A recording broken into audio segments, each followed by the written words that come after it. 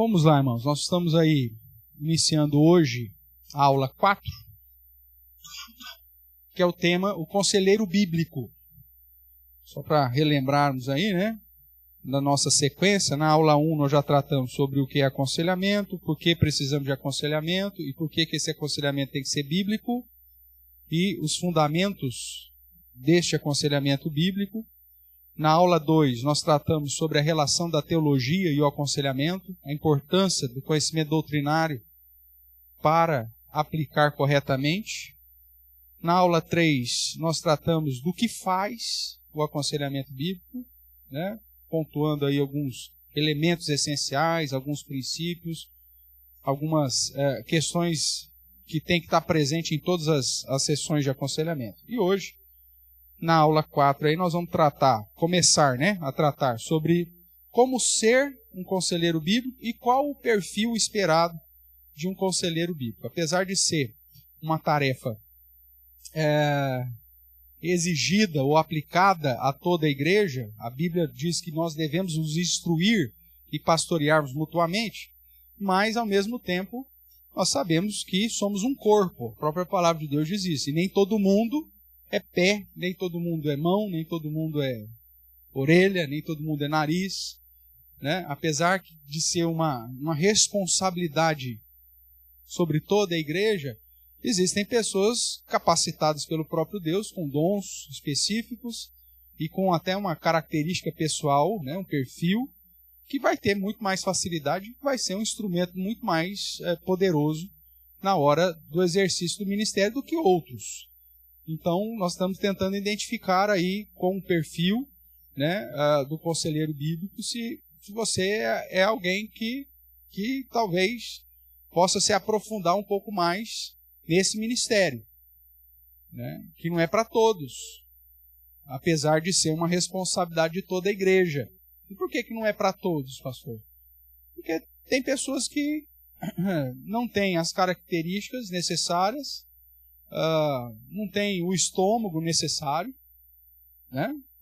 Porque quando você trata de aconselhar determinadas áreas, são mais tranquilas, mas como nós já vimos na base teológica, nós estamos tratando de um mundo caído, de pessoas caídas, inclusive nós mesmos, e muitas vezes, até pelo nosso contexto de vida, pela nossa história, pelas circunstâncias vividas, não estaremos aptos a aconselhar pessoas, porque a situações que o aconselhado vai nos apresentar são situações que ainda não foram tratadas no nosso coração, né? E às vezes isso se torna um empecilho, né, para que a gente possa caminhar. Então, isso serve para identificar se é realmente um ministério no qual eu posso me envolver ou não. E aí, na sequência, depois, aí a gente na aula 5 vamos tratar sobre o princípio, né, a metodologia para a mudança bíblica. E depois vamos tratar alguns casos aí específicos na aula 6, com as várias partes que a gente vai ter dela, certamente, como aconselhar na prática. Tudo bem?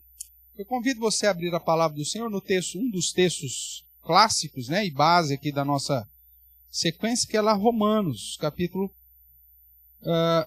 15.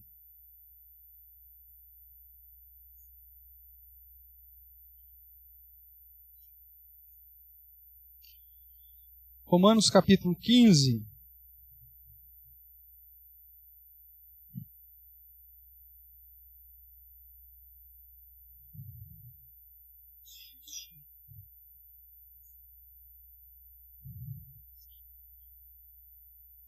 Vamos ver aí o verso 7, primeiramente.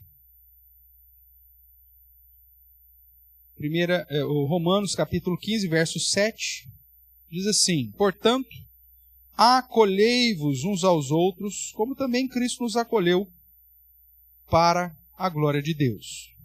Então, isso aí é uma postura para todos nós. Mas aí, lá no verso de número 14, que provavelmente já está aí destacado na sua Bíblia, né? Nós temos aqui um princípio, ou 3 princípios, que vão nortear todo o nosso estudo sobre o tema da aula 4. O conselheiro bíblico. É lógico que nós vamos ver o que a palavra de Deus diz, pegar alguns exemplos, mas se você gravar essas 3 características desse verso aqui, já é o suficiente. Tá bom? Depois nós vamos destrinchar ele, obviamente. Mas ele diz assim: eu estou certo, meus irmãos, sim, eu mesmo, a vosso respeito, de que estáis possuídos do quê? De bondade. Essa é uma das primeiras características que o conselheiro tem que ter. Pastor, bondade. Aí nós vamos ver o que significa isso. O que o restante das escrituras aponta para esse negócio de bondade. Então, cheios de bondade. Se você não consegue olhar para o outro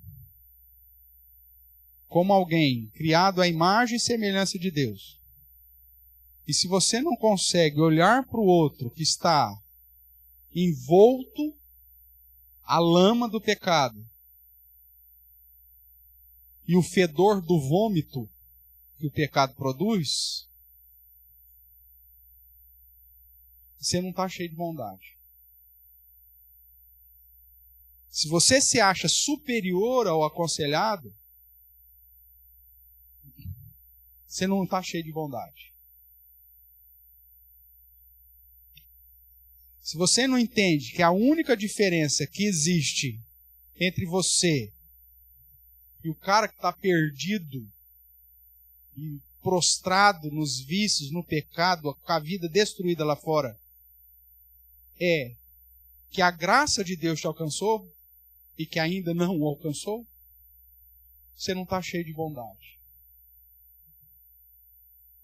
E essa é uma das grandes dificuldades que nós vamos ver aqui do conselheiro. O conselheiro se colocar como se fosse o judeuzão, como o fariseu fazia, né? O judeuzão, ele olhava para as outras nações e considerava todos cachorros. Os gentios, o goi, para o judeu era cachorro.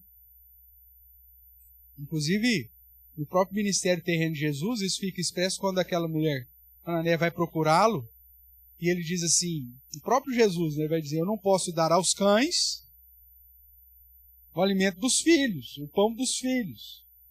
Aí a mulher fala, mas os cães comem das migalhas. Porque culturalmente era isso. E o ministério terreno de Jesus foi voltado para Israel. Não é que Jesus era preconceituoso ou coisa desse tipo. Mas que dentro do contexto cultural do ministério terreno de Jesus, focado na ovelha perdida de Israel, ele não veio para manifestar poder sobre as outras nações. Faria isso depois. Mas no momento do ministério terreno dele era para os judeus. Mas os judeus, então, aquele texto mostra como que o judeu entendia os demais. Isso é o fariseu. O fariseu não deixava nem ser encostado pelas pessoas. Tanto quando Jesus tocava as pessoas que estavam reconhecidamente em prática de pecado, você vê os fariseus, né, tendo ali um ataque de pelanca, como diriam os meninos. Né? Porque onde já se viu uma coisa dessa? Nós somos superiores. Um chilique, né? Por quê? Porque era algo absurdo. Nós vemos justamente Jesus tendo essa postura de bondade, olhar com compaixão, de chorar. Então essa é a primeira característica. Continuando aí. Estou certo, meus irmãos, sim, eu mesmo a vosso respeito, de que estáis possuídos de bondade, cheios de todo conhecimento. Obviamente que o conhecimento aqui refere-se à revelação especial de Deus. Conhecer os propósitos revelados por Deus. Como nós já temos falado desde a primeira aula, é impossível você ajudar alguém num aconselhamento bíblico sem conhecimento bíblico. Ah, mas eu conheço alguns métodos científicos, psicológicos, do não sei das quantas, psicopedagógico,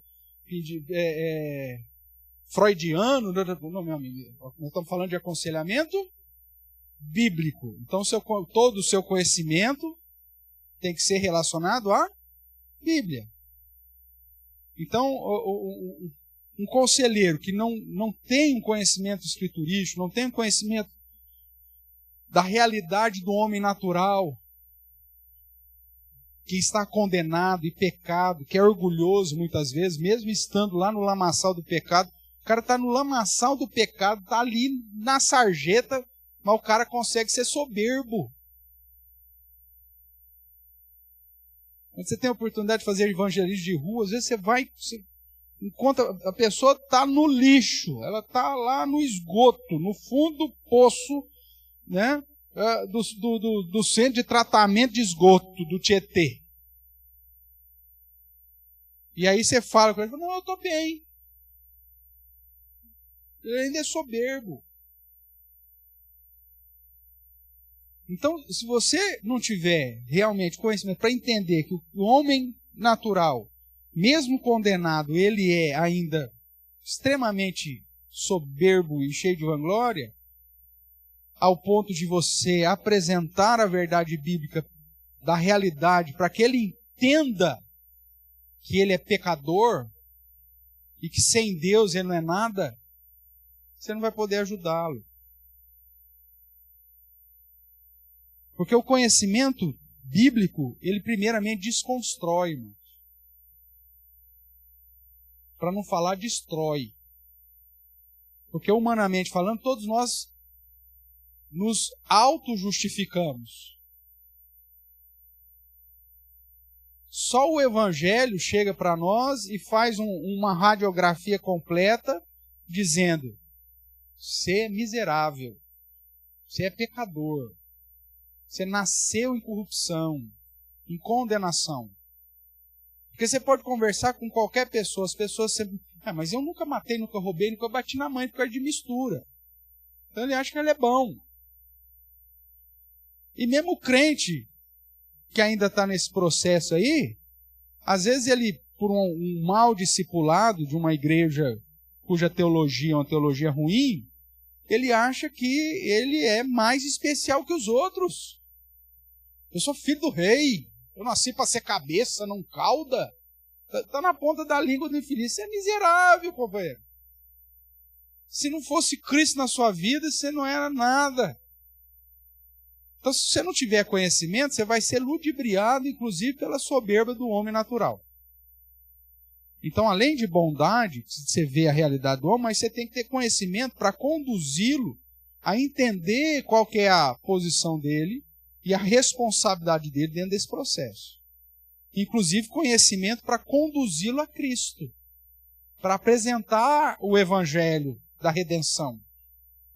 Porque sem evangelho da redenção, sem conversão, sem novo nascimento, como eu falei há pouco na reunião de oração, o aconselhamento de ímpio é enxugar gelo.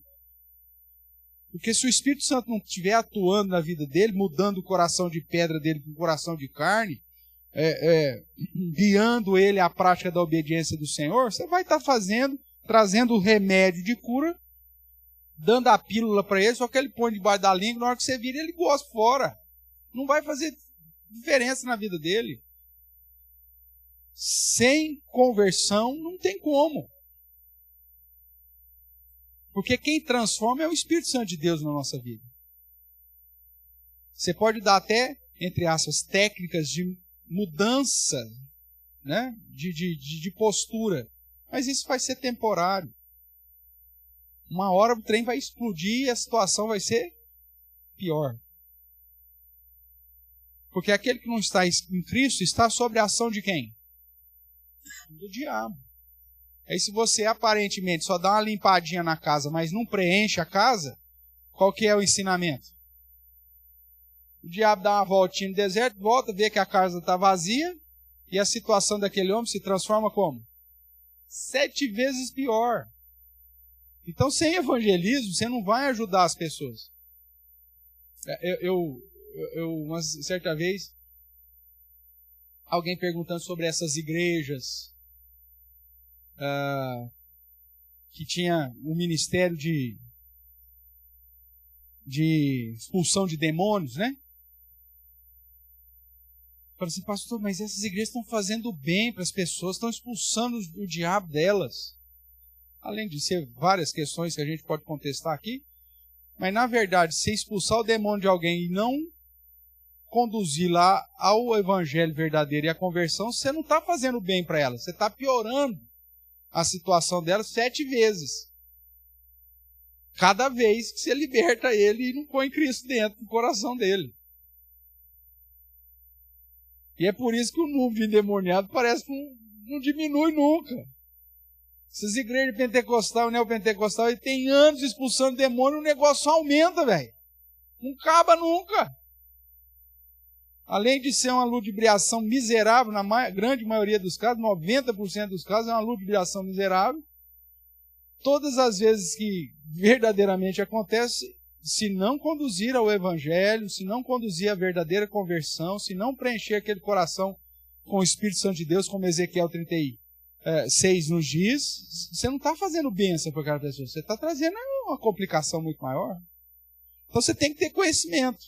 Se você não tiver conhecimento, você vai prejudicar, ao invés de abençoar. E seguindo mais um pouco. Então, estáis possuídos de bondade, cheios de todo conhecimento, e então o quê?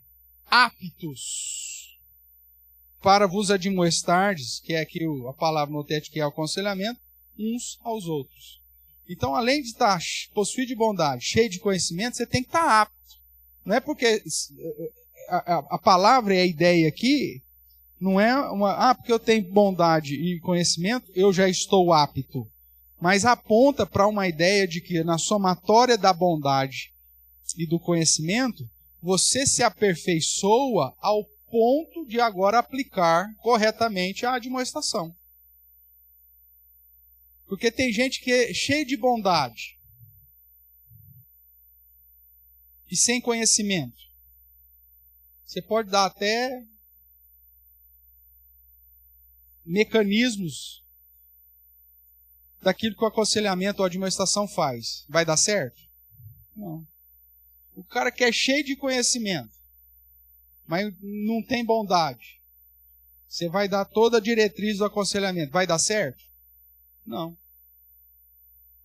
Tem que ser a somatória, mas ao mesmo tempo essa somatória tem que estar fundamentada na aptidão para admoestar. Porque senão a conta não fecha. Tudo bem? Então vamos lá. Ciente disso, irmãos, nós já vimos nas aulas anteriores que existem alguns elementos para que aconteça qualquer aconselhamento, né? Então, e aqui é o óbvio do óbvio sendo dito. Para acontecer um aconselhamento bíblico, o que você precisa aí? O primeiro elemento, você precisa do cara que vai ser aconselhado. Não adianta nada você fazer todos os cursos de aconselhamento e não tiver ninguém para você aconselhar. Né? Sou doutor em aconselhamento, mas aí eu não tenho contato com as pessoas. Eu vou colocar em prática o quê? Então esse elemento já me indica que o conselheiro é um conselheiro, é uma pessoa que tem relacionamento.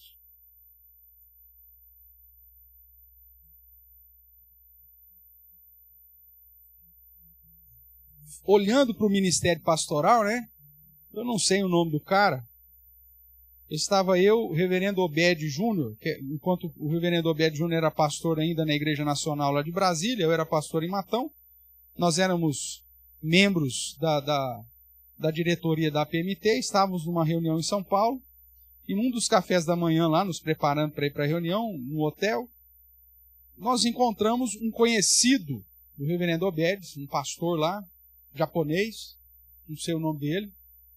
E aí tomamos café junto lá, e eles conversando, eram provavelmente da mesma turma. E aí o reverendo Obed falou: e aí, meu amigo, o que você está fazendo? Que igreja você está? Ele falou: cara, não estou em igreja nenhuma. Mas não está em igreja nenhuma? Mas o que aconteceu? Não, estou focando, estou fazendo agora doutorado aqui, né? Estou seguindo para a linha acadêmica. Vou trabalhar na academia, vou professor de seminário, alguma coisa. Oh, mas por que você não está pastoreando mais? Ele falou assim, porque eu descobri algumas coisas nesses anos aí que eu pastoreei. Pastor tem que ter cheiro de ovelha.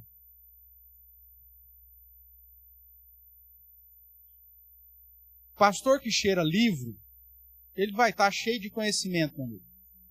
Mas não vai ser instrumento de bênção para curar as ovelhas. Se você é pastor de ovelha, você tem que ter cheiro de ovelha. Que negócio chamou minha atenção. Porque você pode ser o melhor exegeta, o melhor pregador, melhor tudo nesse sentido, irmãos. Mas se ficar só aqui e não for para a prática, inclusive da informalidade, para você pegar o ensino que você está aplicando daqui e colocar no dia a dia das pessoas, você vai ser um profissional de púlpito. Você não vai curar o coração das pessoas. Você não vai ver o carrapato da ovelha. Você não vai ver o ferimento no casco dela. Você não vai ver a íngua. Para que você veja isso e seja realmente alguém que vai curar e ser a bênção, você tem que estar ali, no dia a dia, tocando, conhecendo, ou seja, e aí esse pastor, olhando para a figura do pastor mesmo, lá do campo, que trabalha com ovelha, chega no final do dia, qual que é o cheiro dele? De ovelha. Da mesma forma que o mecânico cheira graxa, o pintor cheira thinner. Você cheira aquilo que você trabalha. Dentista cheira amálgama. Agora não mais, né? Não tem mais, mas lembra? Quando tinha aí, meu Deus, cheirava de longe. Mas você é dentista, né? Sabia de longe. Porque é natural. Então o cara pegou e falou isso para nós. Eu descobri que eu não consigo ter cheiro de igreja, de ovelha. E a segunda coisa que ele me falou, que me chamou a atenção naquela vez, eu falei, e deixei de ser pastor, porque além de saber uma coisa está ligada à outra, que pastor tem que ter cheiro de ovelha, é que o pastor tem que conhecer as suas ovelhas pelo nome.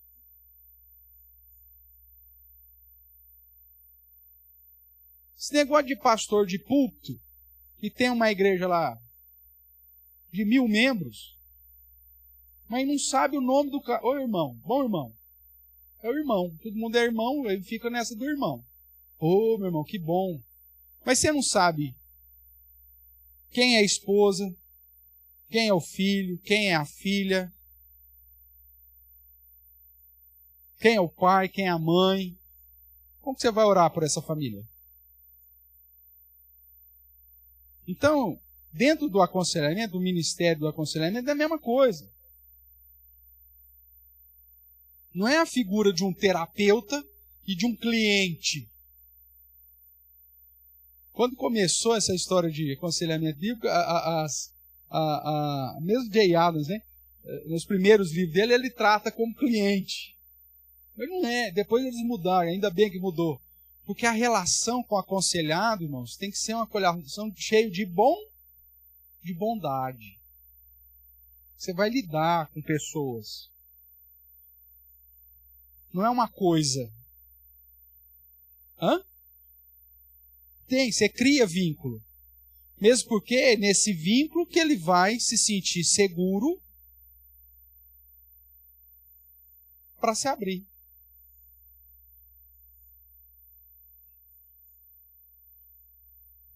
Sim, justamente. Inclusive dentro da proposta da psicanálise, né? O cara deita no divã e você fica atrás dele. Ele vai estar falando, ele nem está te olhando. Porque dentro da perspectiva da ciência não tem vínculo. Do aconselhamento bíblico, irmão. É irmão ajudando irmão. Então, primeiro elemento aí, que aponta para a necessidade de relacionamento, é a figura do aconselhado. Depois, obviamente, a figura do conselheiro, que é aquele que dentro dessa relação aconselhado e conselheiro, precisa ter mais conhecimento do que o outro. Porque se o cara não é cheio de todo conhecimento, se ele não tem nada para ofertar para o aconselhado, o que o aconselhado vai te fazer? O que você vai te procurar para quê?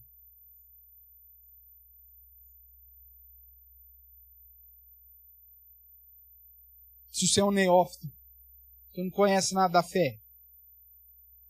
Aí o cara chega, aproveitando, queria fazer uma pergunta doutrinária, você fala, eu não sei. Eu sou mais novo que você na fé. Não adianta. Então aponta aqui, para esse elemento, a ideia de cara que sabe mais. E o terceiro elemento para aconteça qualquer aconselhamento aí, é o fundamento para aconselhar. Qual que é a base?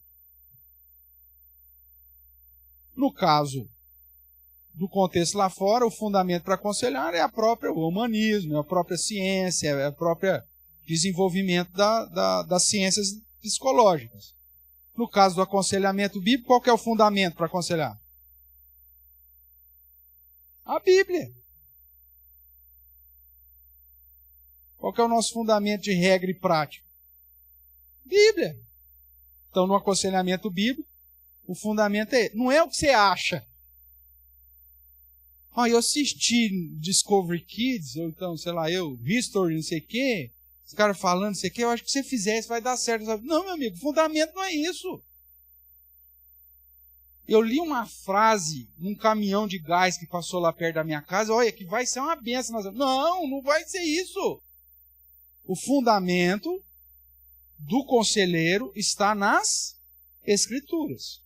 Por isso que é aconselhamento bíblico. E não é o que você acha. É o que de fato é. Então por isso você tem que estar cheio de conhecimento. Porque senão você vai falar besteira. Tudo bem até aqui? Então, no aconselhamento bíblico, né, o AB aí, o fundamento para aconselhar é apenas um. As Sagradas Escrituras. Logo, o conselheiro bíblico precisa de conhecer e não apenas conhecer. Conhecer e viver a palavra de Deus.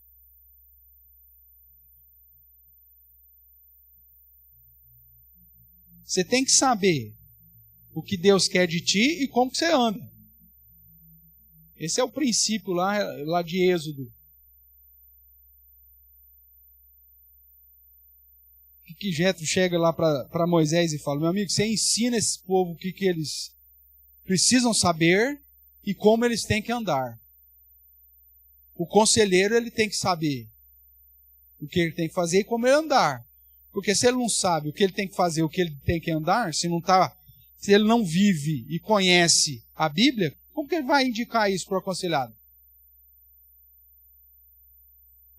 Qual que é a grande questão do aconselhado? Ele está com um problema numa determinada área, ele quer saber o que eu faço, o que eu tenho que saber sobre isso e como que eu tenho que andar, o que eu tenho que fazer para melhorar isso.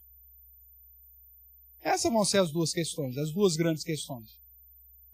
Da pessoa que de fato quer resolver o problema. O que eu tenho e o que eu faço para melhorar, não é isso? Basicamente é. Seja em qualquer área. Saindo daquilo que é a nossa competência, indo para as questões médicas, o que o paciente quer do médico? O que eu tenho, doutor? O que eu faço então para sarar? É remédio? É cirurgia? O que é? Essa é a grande questão. As duas grandes questões. Agora, se o conselheiro ele não sabe o que fazer e não vive isso, não sabe como tem que caminhar, como que ele vai ensinar o outro? Aí vai virar confissão auricular. Faz 10 Ave Maria, 5 Pai Nosso e vai resolver o seu problema. É isso? Isso é aconselhamento bíblico? Você vai me desculpar, mas não é. Ele quer a solução. E para você dar a solução, você tem que viver ela, conhecê-la, saber do poder que ela realmente tem para fazer. Tudo bem até aqui? Então vamos caminhar mais um pouquinho. No processo do aconselhamento bíblico, irmãos, o diagnóstico, a solução e a cura está na Bíblia.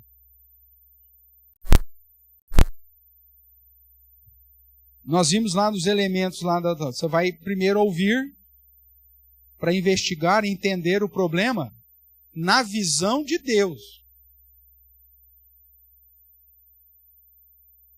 Por que aquela ansiedade é um problema? Porque a Bíblia diz que é um problema.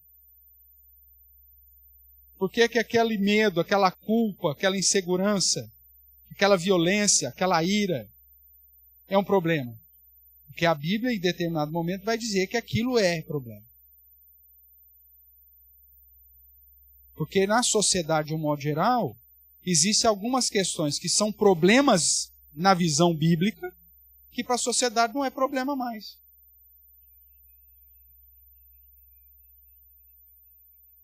Um exemplo simples, para a sociedade seguir o próprio coração e procurar a própria felicidade é um problema? Não, ela incentiva isso. Aí o cara tenta seguir o próprio coração e buscar a felicidade e dá tudo errado. Está no 8º casamento já, o miserável. Eu falo, não sei o que está acontecendo. É claro, você não está vendo o problema na visão de Deus. A visão de Deus é que você está seguindo o seu coração e buscando a sua própria felicidade. Está errado. A visão de Deus não é essa. A visão de Deus diz para você, não siga o seu coração, porque ele é enganoso.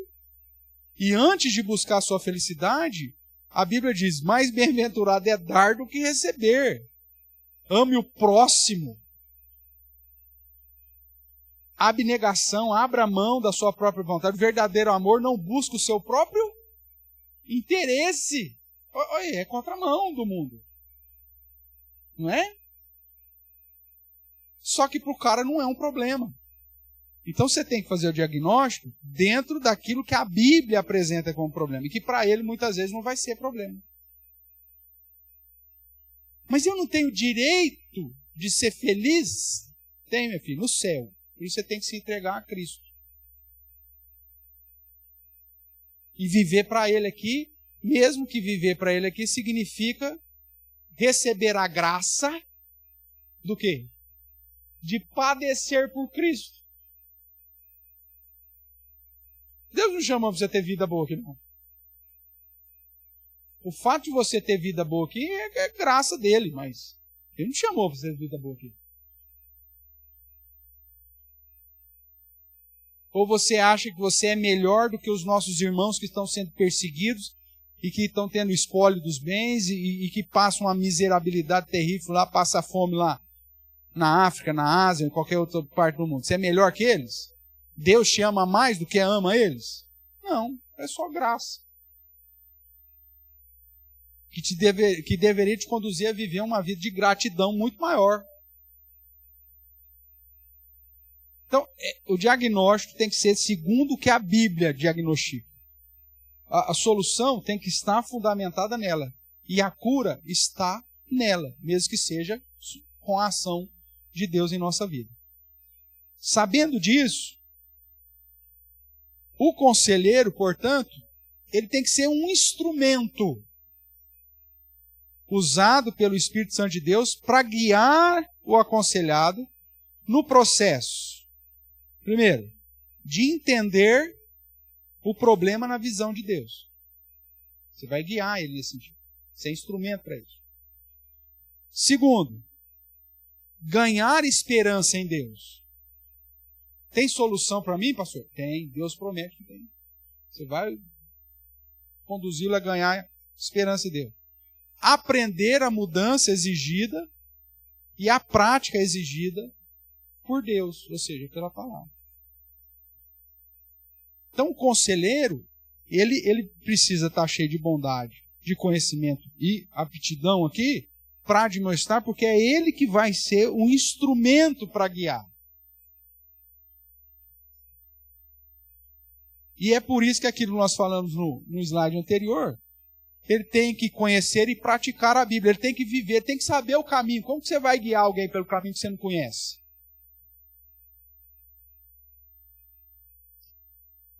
O conselheiro, irmãos, ele não é um agente de guichê de informação. Já foi em shopping? Ou em qualquer setor grande assim? Universidade, tal. Tem um guichezinho lá, informação. Aí tem um agente de informação. Não é isso? Aí você chega lá e fala, onde que fica o auditório Zé Buscapé aqui? Aí o cara pega um papelzinho e fala assim, aqui, segue aqui as setinhas aqui. Ou então você vai no hospital, tem lá, informação, você viu? Eu preciso ir no setor do berçário. Aí a moça fala, segue a faixa roxa. Segue a faixa laranja. E aqui, olha, gastaram quilômetros daquela faixa dos benditos hospital. Você anda e anda naquele trem lá e é faixa que vai. E tem gente que é rígido, né? Ele está seguindo a faixa roxa, ele vai assim, ó, na roxa. Já viu isso? Tá. Aquela moça que deu a informação, pode ser que ela nunca tenha ido naquele setor. Mas ela está ali só para te dar o papelzinho e falar qual que é a cor. Não, o conselheiro não é isso. O conselheiro ele tem que saber o caminho. Ele já tem que ter trilhado aqui. Porque ele vai guiar o aconselhado. Ele não vai só indicar para onde o cara vai, ele vai guiar junto. Por isso que aconselhamento e discipulado andam juntos. Aconselhamento e evangelismo andam juntos. Porque não é só você indicar, é guiar, caminhar, é acompanhar. É o processo. O aconselhamento, como nós já vimos em outro momento, ele tem um começo, meio e fim. O aconselhamento não é eterno. Se o negócio não está chegando no fim, algum erro tem. Com o conselheiro ou com o conselheiro. Está alguma coisa errada ali. Não. Guiar. É a mesma coisa que ele fala para a criança. Ensina a criança no caminho. Não ensina a criança o caminho. Ensina a criança no caminho que deve andar, e quando ser velho ele não desviará. Por quê? O que é isso? Ensinar no caminho. É você indo junto. Só que você vai deixar o cara, tem a pedra, cuidado, tem uma pedra na frente. Você está ensinando o caminho, mas ele vai pular a pedra, vai tropeçar na pedra, é ele. Você vai deixar o cara. Você não vai andar o caminho, você vai pegar o cara no colo. Você vai ensinar no caminho. Há uma diferença gritante aqui sobre isso. Mas você tem que lembrar que o cara que está procurando o aconselhado, às vezes ele está debilitado. Se você fala, meus amigos, segue aí. Ele não sabe. Você vai ter que estar com ele, só que aí as decisões no caminho, dele. Mas você vai ter que ensinar. Caminhar com ele, faz parte. Por isso que é início, meio e fim. Chega numa hora, você ensinou? Beleza, então vamos voltar lá no começo. Agora você vai sozinho. Porque agora a vida continua, meu amigo. Você que vai ter que aprender a lidar com as situações que vão vir. Mas é um treinamento. Vamos pegar um exemplo aqui para deixar claro, Ricardo. Você fez o Centro de Formação de Condutor, o CFC. Tá. O que o cara fez com você? Ele te deu um carro na mão e falou, aqui é a embreagem, não sei o que e tal, e vai? Ou teve um instrutor? É o conselheiro. Quem está dirigindo? Você. Mas o cara que está breca, tá. Você faz isso um tempo com o cara.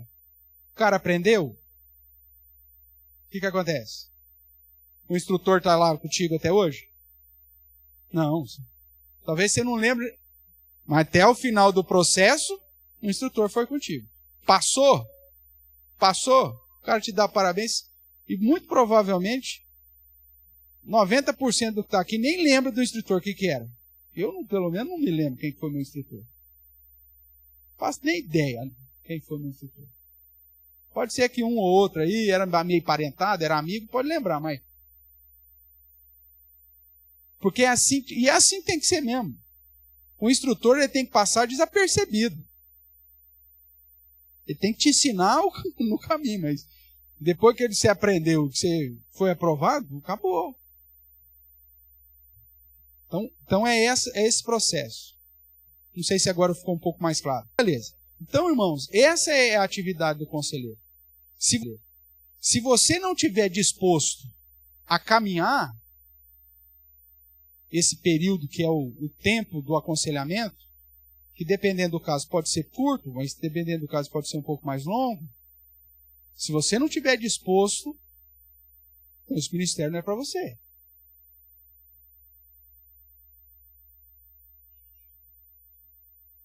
Vai te procurar.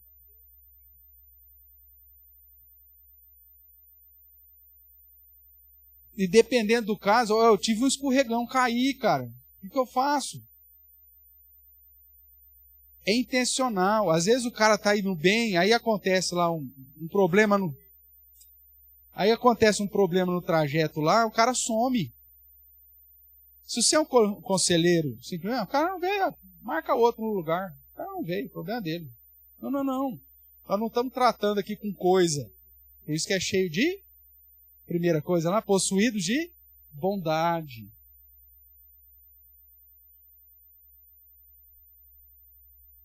Porque se você não olhar para o cara sabendo que ele está carecendo da sua ajuda, e outra, você vai pegar a casa e você fala assim, meu Deus, por que o senhor trouxe isso para mim? Se Deus trouxe, é porque Ele sabe que você tem capacidade, mesmo porque é Ele que vai te instruir. Você tem o Espírito Santo de Deus. É outra coisa que nós vamos falar dali a pouco. O conselheiro, ele precisa, já falamos, né? Conhecer e viver a palavra de Deus. Se você estiver distante de Deus, não dá certo, hein?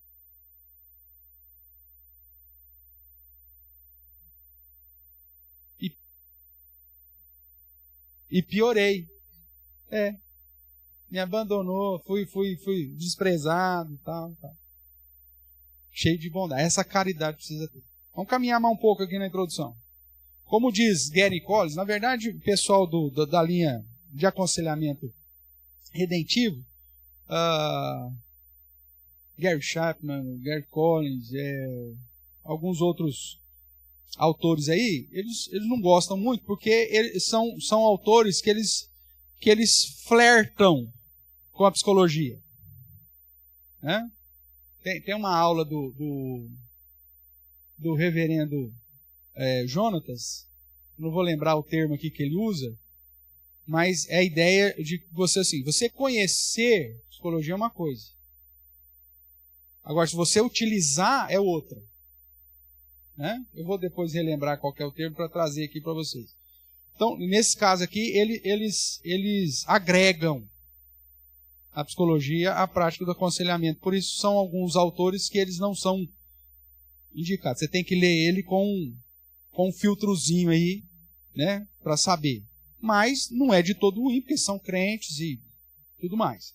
Então, ele vai dizer assim, lá no livro Manual de Aconselhamento, do Gary Collins, ele vai dizer assim: aconselhar pode ser uma tarefa gratificante, mas não demora muito para a maioria de nós descobrir que também pode ser um trabalho duro e emocionalmente desgastante. Porque dependendo do caso, e você vai ter que ter o discernimento, irmãos, dependendo do caso, você vai pegar alguns casos que a pessoa ela vai te sugar. E você tem que estar atento, porque senão vai criar uma dependência de tal forma que esse cara não te dá um sossego. E você tem que, mesmo nesse caminho, vou usar lá o exemplo que eu estou dando lá do CFC. Você ficava 24 horas por dia com o seu instrutor? Não, ele falou, meu amigo, nós temos nosso horário. Nós temos um combinado aqui. Já tem as escalas. Hoje exige quantas aulas? 20 aulas. São 20 aulas, e se precisar de mais, a gente amplia, mas é isso aqui. Não adianta você ficar me ligando toda hora que você está livre aí para eu vir aqui pegar você para a gente dar uma voltinha de carro. Então, o conselheiro ele vai ter que saber disso, porque vai ter gente que vai querer toda hora. E isso é desgastante. Agora, é um trabalho duro? É. Por quê? Porque, às vezes, para você entender o problema, demora várias conversas. Primeiro, você não pode esquecer que o cara é um pecador miserável, caído, e que ele não vai chegar e conseguir abrir totalmente o que ele precisa abrir. Às vezes ele nem vai, às vezes ele vai mascarar o que ele está falando. Então você vai precisar de um trabalho duro, às vezes só para entender. Não acontece isso? A Clarice me contou uma história essa semana, uma questão médica, um exemplo médico. Ela foi no médico aí, o próprio médico contou para ela. Um senhor tinha ido num médico para fazer um tipo de uma cirurgia, fez a cirurgia, saiu da cirurgia, estava com o mesmo problema, com a mesma dor, com as mesmas coisas. Ele foi num segundo médico. Aí o segundo médico, porque ele passou mal, foi na UPA, inclusive, né? Foi atendimento, assim, de urgência. Aí o cara falou assim, o senhor está com... Não foi retirado a situação tal que está gerando problema. Ele falou, mas como não foi retirado? Paguei uma cirurgia tantos meses atrás, aí o médico retirou. Aí o cara da UPA falou, o senhor vai me desculpar, mas está aqui ainda. Não me tirou, não. E por isso o senhor está com esse problema de novo. Aí o cara foi. O que ele fez? Saiu da UPA, no outro dia, pagou uma consulta para um terceiro. Chegou lá, o que ele fez? Abriu o jogo para o médico? Não. O que o senhor está sentindo? Não sei. Dá uma olhada aí, vê que o senhor vê alguma coisa. Aí esse terceiro médico foi, fez o exame, o senhor está com tal coisa aqui que tem que tirar. Ah, então tá aí mesmo? Aí só depois que o cara foi contar a história para ele. Muitas vezes, trazendo isso para a nossa realidade, o aconselhado vai fazer isso contigo. Deixa eu ver se ele é bom mesmo. Vamos ver se esse conselheiro aí, ele mata a minha charada. Então ele não vai abrir o jogo para você. E aí vai ser um trabalho duro. Só com discernimento de espírito e a experiência, né, que vai te conduzir a entender. Então, já que o trabalho pode ser gratificante, porque quando você vê pessoas sendo curadas, transformadas por Deus, irmãos, isso é fantástico. Mas enxergar isso na vida das pessoas não significa que é uma varinha mágica. Você dá uma bibliada na cabeça do cara, plum, e o cara resolveu o problema dele. Você vai caminhar, você vai ter que voltar, vai ter que ir de novo, às vezes passar o mesmo princípio várias vezes. É como educar filho. Quantas vezes o pai e a mãe têm que falar o mesmo princípio com o filho para que até que o infeliz aprenda? Muitas vezes. E às vezes ainda, mesmo você falando, o miserável ainda erra naquilo que você achou que ele já tinha aprendido. Não é assim? É duro, é um trabalho duro. Por isso, o conselheiro ele tem que estar nas mãos do maravilhoso conselheiro. Quem que é o maravilhoso conselheiro? Jesus. E ele precisa estar no conforto do nosso Consolador. Quem que é o Consolador? O Espírito Santo. Então, tratando, né, do tema o conselheiro bíblico, não dá para pensar num conselheiro que não conheça e viva a Bíblia. Que está em comunhão com Deus, que se aprofunde, que tem prazer na lei do Senhor e medita nela dia e noite. Que consegue ver, inclusive, as suas oscilações, para Senhor, eu preciso buscar mais a Ti. Que tem prazer em estudar, em estar juntos, junto com ovelhas, porque é aí que você vai ter a oportunidade para ser instrumento de bênção na vida deles. Ou seja, tem que ter uma vida cristã. Então, isso aqui de introdução. Dito isso, então vamos lá para a figura do conselheiro. Então, nós já vimos Romanos capítulo 15, verso 14, que ele tem que estar possuído de bondade, cheio de conhecimento e aptidão, e apto para admoestar. Então, indica que esse conselheiro, ele sabe o padrão bíblico, Ele sabe as reações e os efeitos do pecado no homem. Ele sabe, ele tem conhecimento aqui dentro dessa região das esferas, que a gente ainda vai estudar, né? Mas as esferas ou níveis do problema. Se é um problema só de tentação, né? de desejo, ou se já está intrínseco, já é uma prática arraigada no coração. O conselheiro tem que ter essa aptidão para saber em qual nível que está o problema.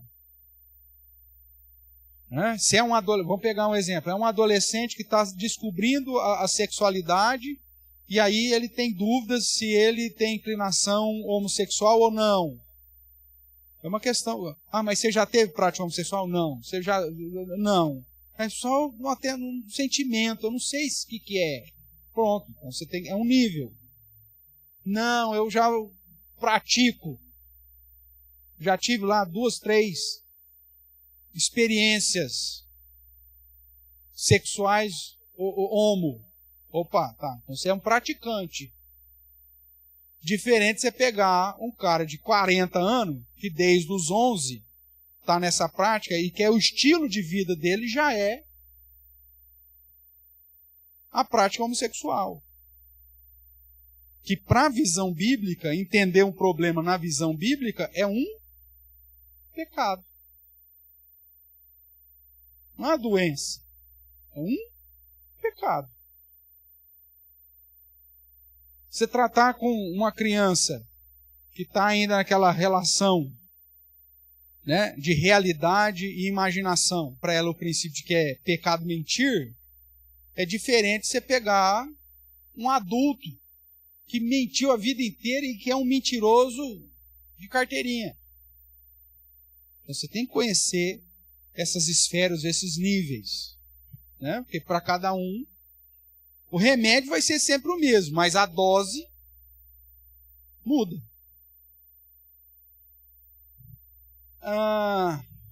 Ele tem que conhecer como fazer a aplicação do processo aí de mudança que a Bíblia nos ensina. Então essa é a ideia do conselheiro, né? Dentro do princípio lá de Romanos 15, verso 16. Possuído de bondade, cheio de conhecimento e apto para admoestar. Vamos ver alguns textos aqui para nos auxiliar aí sobre algumas características de que o conselheiro bíblico precisa ser. Então vamos lá, 1 Timóteo 4. Vamos estar fundamentado basicamente naqueles 3 pontos, tá? Mas vamos reforçar aí.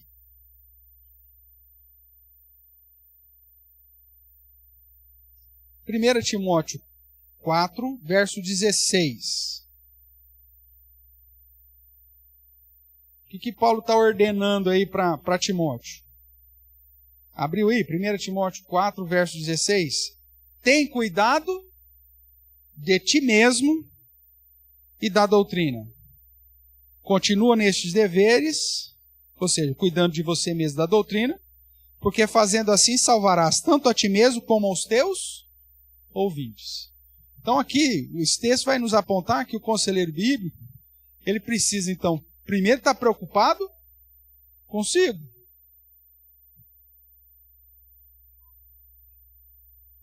Ele tem que conhecer e viver a palavra de Deus. Lembra que eu falei disso? Por quê? Porque se ele não se cuida de si, em relação à família, em relação à vida feia, em relação aos problemas da vida, o conselheiro vai chegar, ele tem conhecimento doutrinário sobre aquele assunto, mas o conselheiro olha para a vida dele, mas você não cuidou nem da sua, velho. Por isso que Paulo, quando ele vai falar das qualificações do presbítero, ele coloca algumas qualificações da vida social, da vida familiar. Por quê? É porque senão como que vai ser esse negócio? Vida familiar do cara é bagunçada, ele não cuidou dos filhos, não cuidou da esposa, não cuidou nem do casamento, está lá no 2º, 3º casamento dele, aí é líder da igreja. Aí vai aconselhar alguém, pastor, eu estou com dificuldade, ou presbítero, estou com dificuldade, estou querendo largar da minha mulher. Você fala, não pode fazer isso não. Mas o senhor fez 3 vezes. Então cuida de ti mesmo. Cuida de ti mesmo e da doutrina. Outro texto aí, olhando para Romanos 15, o início do capítulo, né? Vamos dar uma olhadinha lá. Nós lemos o verso 7 aqui no começo, mas vamos relembrar agora de 4 a 7. Ele vai dizer assim, ó, pois tudo quanto outrora foi escrito, falando das escrituras do Antigo Testamento, né? Para o nosso ensino foi escrito, a fim de que pela paciência e pela consolação das Escrituras tenhamos esperança.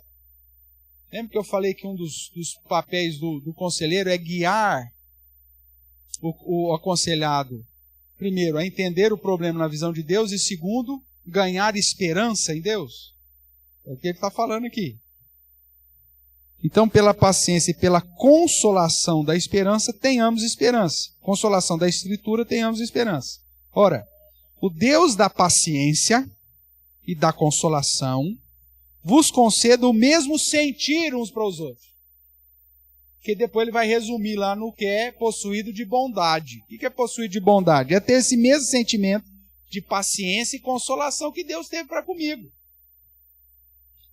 Ora, o Deus da paciência e da consolação vos conceda o mesmo sentir de uns para com os outros, segundo Cristo Jesus, para que concordemente e a uma voz glorifiqueis ao Deus e Pai do nosso Senhor Jesus Cristo. Portanto, acolhei-vos uns aos outros, como também Cristo nos acolheu para a glória de Deus. É o que ele vai resumir lá no verso 14, como possuídos de bondade. Que é ter paciência, consolo e o acolhimento. É abraçar para aconselhar. Essa é a ideia. Se você não tem paciência, meu amigo, não vai dar certo. Se você não tem a mesma paciência que Deus teve para contigo, de um para com o outro, não vai dar certo. Porque você está tratando. E às vezes o paciente é teimoso, mas você tem que ter paciência com o cara. Quanto vale uma alma, irmãos?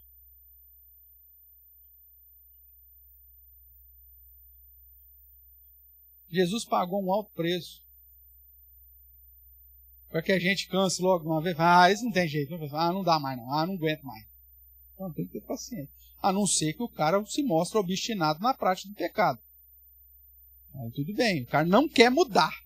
Opa. Aí você não quer mudar, não tem jeito. Eu já fiz tudo, já te mostrei, estou aqui. E desdobrando para te dizer, você não quer mudar? Não, não quero mudar. Então, vai com Deus. Não tem o que fazer mais para você. O dia que você quiser mudar, aí você me procura de novo. Porque você já mostrou a responsabilidade dele, você já deu o indicativo, já tal. O cara não quer, aí não tem, você não vai bater nele para ele querer, né?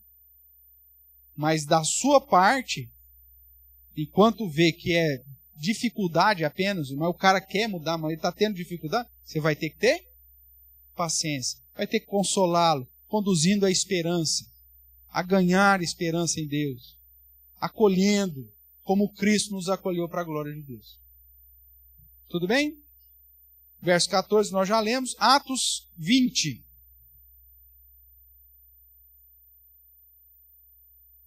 Atos capítulo 20, verso 28, é Paulo falando com os presbíteros de Éfeso. Ele vai dizer assim: atendei por quem? Por vós. É a ideia lá de Timóteo. Tende cuidado de ti mesmo e da doutrina. Então, atendei por vós e por todo o rebanho sobre o qual o Espírito Santo vos constituiu bispo para pastoreardes a igreja de Deus, a qual ele comprou com seu próprio sangue. O conselheiro ele tem que estar atento, irmãos, à sua própria vida para poder ser bênção na vida do outro. Atendei por vós e pelo rebanho. Se o cara não cuidar da vida dele, para estar dentro do padrão que Deus espera dele, ele vai ser um escândalo para o rebanho. E se ele for um escândalo para o rebanho, ele vai admoestar e pastorear alguém? Não, vai ser uma pedra de tropeço muito grande. Colossenses 3,16, que é o instruí-vos, né, mutuamente, também provavelmente já está marcado aí na sua Bíblia, quando ele diz, habite ricamente em vós a palavra de quem? A palavra de Cristo.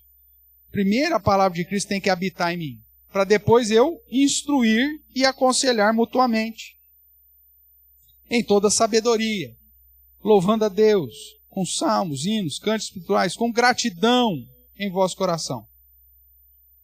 Então veja, a palavra de Cristo habita ricamente em minha vida, por isso eu estou apto para justamente instruir uns aos outros, inclusive conduzi-los, né, a essa vida de adoração, que é o padrão que é apresentado aqui. Você vai instruir, você tem um coração cheio de gratidão. Você entendeu? Uma pessoa que ela não consegue lidar com os problemas dela e ser grata em todas as situações, como que ela vai ajudar o outro? O cara que não entendeu a soberania de Deus e que mesmo às vezes numa situação adversa, ele está ali grato a Deus, passando pelaquela dificuldade, e aí por justamente estar com o coração cheio de gratidão, ele consegue ajudar o outro que às vezes está com um problema desse tamanhozinho perto dele. Porque o conselheiro também tem problema, irmãos. Não tem como, não existe um conselheiro que não tenha luta, que não tenha problema. E às vezes o que vai acontecer? Você está com um problemão daqueles. Aí chega lá o cara que marcou um horário para fazer um aconselhamento contigo, ele vem e te apresenta um problemão desse tamanhozinho. Aí você olha para si e fala assim, não acredito que esse cara veio aqui marcar uma hora comigo para falar que esse é o problema dele. Mas não importa o tamanho do meu problema. Se eu entendo a soberania de Deus e tenho um coração agradecido e louvo a Deus, independente das circunstâncias, como a palavra de Deus me diz, mesmo que o meu problema seja desse tamanhão e o dele seja assim, eu vou tratar com ele dando a importância devida para o problemão dele.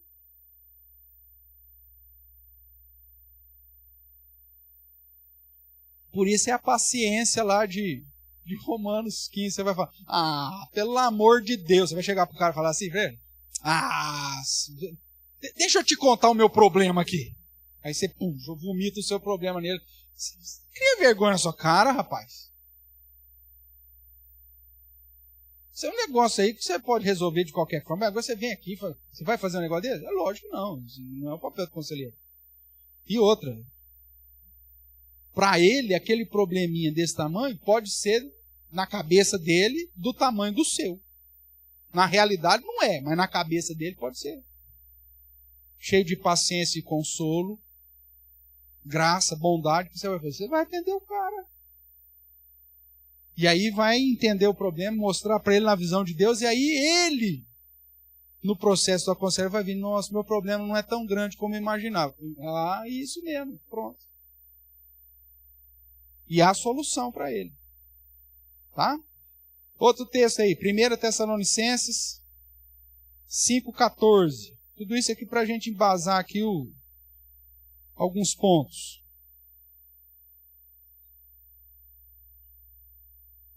1 Tessalonicenses 5,14. Exortamo-vos também, irmãos, aqui, admoesteis os insubmissos, consoleis os desanimados, ampareis os fracos, e sejais pacientes, ou seja, longânimos para com todos. Veja que, para cada situação, ele tem uma reação. Para o insubmisso, o que você vai fazer? Admoestar.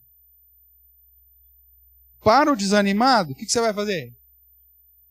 Se você inverter o negócio aqui, já deu problema.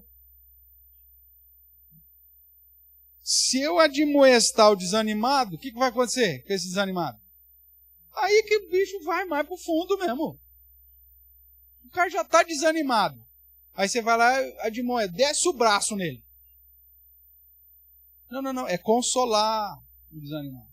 Você vai admoestar um submisso, o bicho do nariz empinado lá, que acha que é o rei da cocada. Você tem que falar, baixa a bola. É esse que você vai admoestar. Agora o que está desanimado, você vai consolar. O que mais que ele diz? O fraco, o que você vai fazer? Você vai pôr mais peso nele. Não, é que você precisa aprender com a dificuldade. Não, você vai amparar. Então, o conselheiro ele tem que ter esse discernimento, irmãos. Porque senão, você está fraco é porque você precisa de um treino mais forte. Aí você põe um peso a mais pro cara. O que vai acontecer com o cara? O cara morre. Discernimento. Gálatas capítulo 6. Gálatas 6, 1 e 2. Irmãos, se alguém for surpreendido em alguma falta, vós que sois o quê? Espirituais, desce o sarrafo nele. É isso que está escrito aí? Não. Corrigiu com espírito de brandura. E aí presta atenção. E guarda-te para que não sejais também tentado. É aquilo lá, tendei por vós, cuidar de ti mesmo. Porque o conselheiro ele tem que estar esperto, porque senão ele acaba sendo tentado a cair no problema que o outro está te apresentando. Guarda-te, para não sejais também tentado. Aí o verso 12. Levai as cargas uns dos outros, e assim cumprireis o quê? A lei de Cristo. Isso vai indicar como que o conselheiro bíblico precisa ser. E o último verso aí, que é para servir aqui de base, né? Efésios capítulo 4, versos 11 a 16. Falando dessa capacitação de Deus. Ele vai dizer, e ele mesmo concedeu uns para apóstolos, outros para profetas, outros para evangelistas, outros para pastores e mestres, com vistas ao quê? Ao aperfeiçoamento dos santos, para o desempenho do seu serviço. Para que mais? Para a edificação do corpo de Cristo, até que todos cheguemos à unidade da fé, e que mais?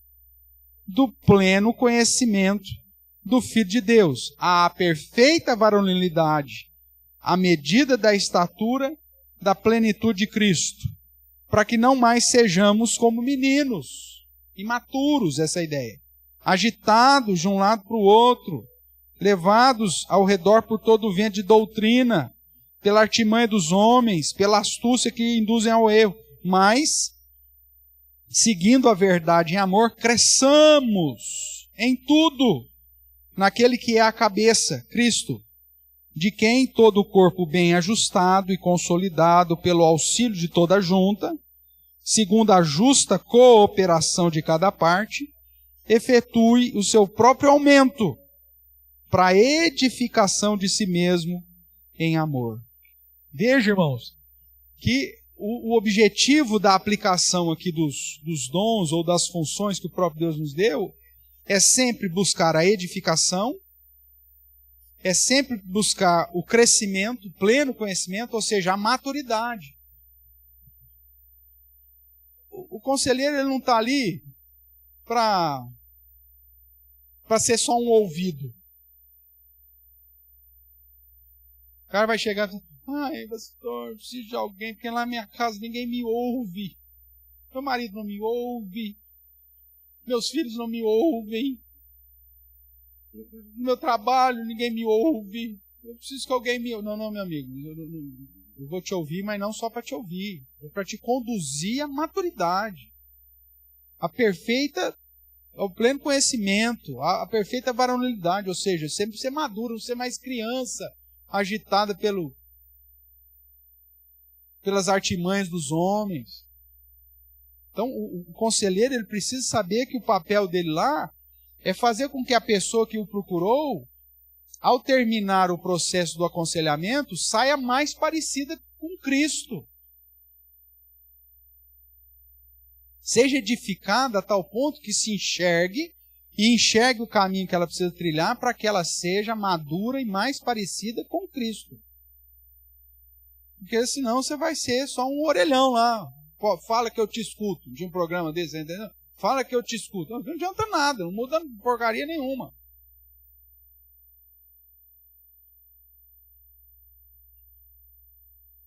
O conselheiro ele precisa estar consciente disso. Então, pautado nisso, com esses textos aí servindo de base, e acrescentando os outros, o que o conselheiro bíblico precisa ser? Para hoje, irmãos, né? Depois eu vou entrar aqui ponto a ponto. Mas para hoje eu só vou pontuar para que os irmãos aí a semana que vem a gente trate cada um deles. Então, primeiro, ele tem que ser crente e dependente de Deus. Se o conselheiro não for crente, se ele não passou pelo novo nascimento, se ele não teve um encontro pessoal com Jesus, se ele não nasceu de novo, ele precisa de ajuda. Não, porque às vezes tem gente na igreja, irmãos, há anos que não são crentes. Que estão aqui porque a família era, porque aprendeu, né, no processo, cresceu aí, mas nunca passou pela regeneração. Não depende de Deus. São pessoas que não têm experiência. Segundo, ele precisa ser treinado. E esse treinado é, por exemplo, o curso que nós estamos fazendo aqui, é um exemplo disso. Outro que você vai ter que correr atrás, leituras. Porque ninguém nasce sabendo. Aprender como lidar com cada uma das situações. Se aparecer uma pessoa com esse problema, qual que é o indicativo bíblico? Com aquilo outro. Eu preciso de experiência. Porque eu não estou tratando com um objeto, eu estou tratando com vidas. Então eu não posso começar um aconselhamento se eu não tiver a plena certeza que eu estou fazendo aquilo para ser instrumento de bênção. Não, eu vou experimentar como é. Isso destrói a vida da pessoa. Mais ainda.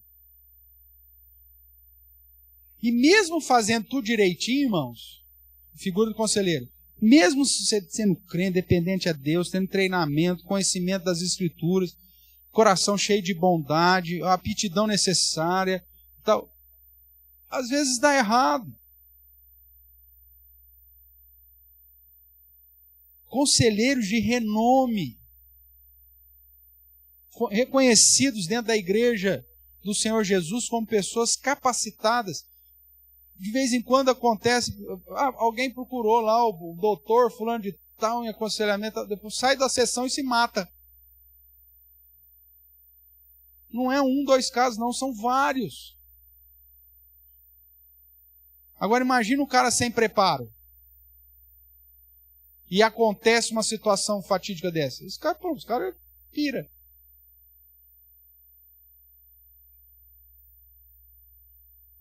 Então, treinado. Então nós vamos ver isso. Fiel às Escrituras. Ele não vai estar sendo agitado, né? Eu vi isso de fulano, eu vi. Não. A base dele é a palavra. Sola Escritura. E ele precisa ser conhecedor dos princípios e dos preceitos bíblicos para analisar o problema, para gerar esperança, para indicar a mudança e ensinar a nova prática. Que a gente vai ver que é o processo da mudança, que a gente vai estudar na próxima aula. O processo da mudança é esse. Analisar o problema, gerar esperança, indicar mudança e ensinar a nova prática. Você tem que estar apto para isso. Porque senão você vai ser só um cara que vai estar conversando com o outro lá, por talvez até uma inclinação pecaminosa sua. Eu gosto de saber da vida dos outros, pastor? Então esse ministério é o meu. Nossa, como eu sou curioso, eu desejo saber das pessoas. Está errado. E aí, o que a gente vai, semana que vem, aprofundar sobre essas características. E aí, sintetizando, aí a gente vai ver que esse conselheiro, ele precisa então ser maduro. Ele não pode ser neófito. Tem que ser alguém que tenha uma caminhada cristã razoável. Segundo, ele tem que ser confiável. Ele vai tratar de particularidades da vida de outros. Ele tem que ser discreto. Um desses pontos. Até como fiel aos Escrituras. Por que discreto? Porque senão você vai expor a vida de outros. Ele precisa ser sigiloso.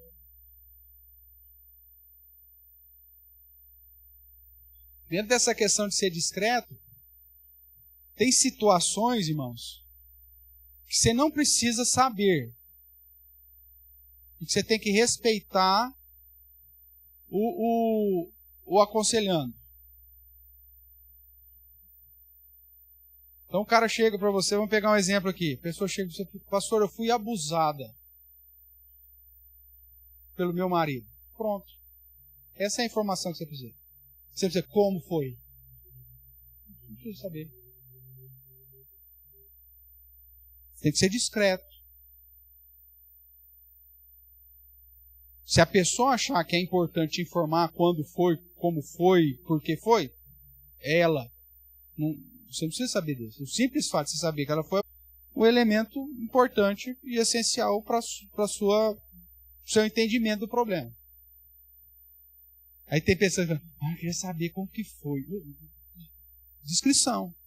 E sigiloso. Por quê? Porque é uma situação que vai morrer contigo, cara.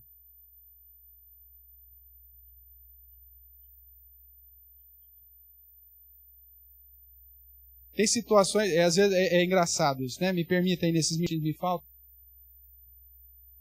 As pessoas às vezes me procuram como conselheiro e a gente faz um processo, caminha junto, tal. E as pessoas acham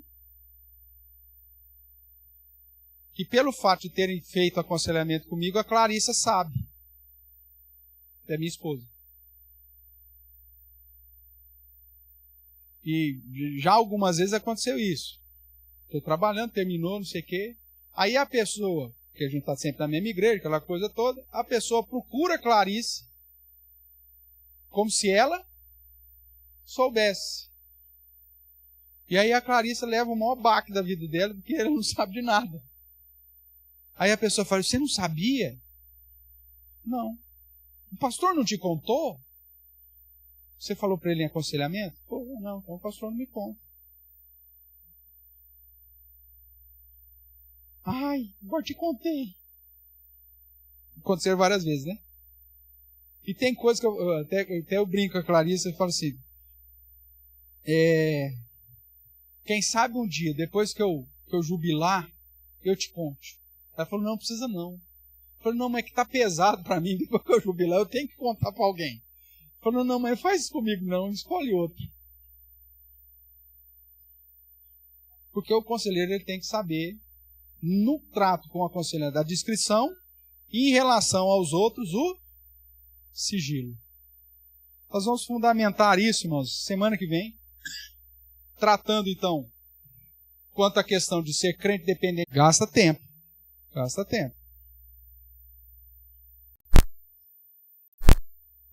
Também é a mesma coisa. Vai gastar tempo. Sim. E outra, não é. E tem que estar ensinando enquanto você caminha junto. Porque se você andar no caminho todo, mas não ensinar nada do caminho, ficar calado andando lá, andou 50 quilômetros junto com o cara, mas você não falou nada para ele, você não explicou, ó, tá vendo aqui, ó, tá vendo ali, ele não vai aprender nada. Então, ensinar no caminho não é caminhar no caminho. Não está lá, caminhe no caminho. Não. Ensine no caminho. Enquanto você está caminhando, você está explicando, mostrando, indicando, apontando, né? Porque senão as coisas não funcionam.